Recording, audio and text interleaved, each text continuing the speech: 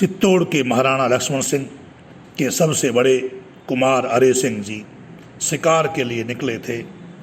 वे एक जंगली सूअर के पीछे अपने साथियों के साथ घोड़ा दौड़ाए चले जा रहे थे। सूअर इन लोगों के भय से एक बाजरे के खेत में घुस गया।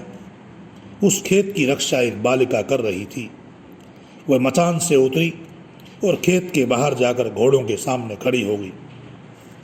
बड़ी नम्रता से उसने कहा, राजकुमार, आप लोग मेरे खेत में घोड़ों को ले जाएंगे तो हमारी खेती नष्ट हो जाएगी।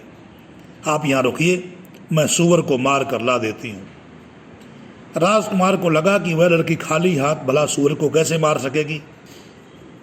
वे कुतूहलवश खड़े हो गए, पर उन्हें यह देखकर बड़ा आश्चर्य हुआ कि उस लड़की ने बाजरे के एक पेड़ को उखाड़कर तेज किया और खेत में निर्भय होकर घुस गई।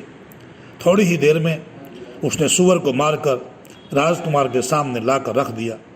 वहाँ से राजकुमार अपने पड़ाव पर आ गए। जब वे लोग स्नान कर रहे थे तब एक पत्थर आकर उनके एक घोड़े के पैर में लगा, जिससे घोड़े का एक पैर टूट गया। वह पत्थर उसी किसान की लड़की ने अपने मचान पर से पक्षियों को उड़ाने के लिए फेंका था।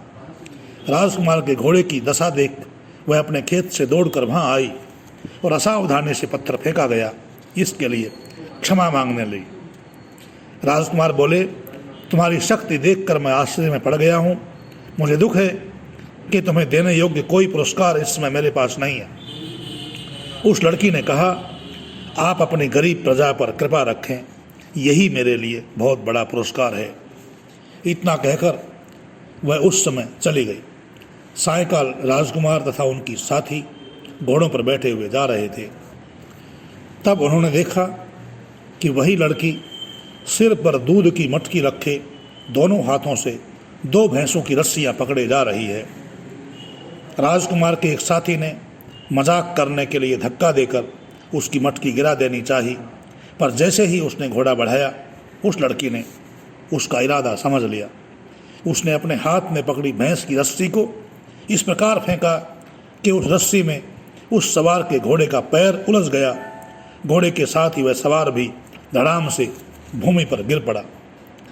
इस निर्भय बालिका के साहस और शक्ति को देखकर कुमार अरे सिंह मुग्ध हो गए।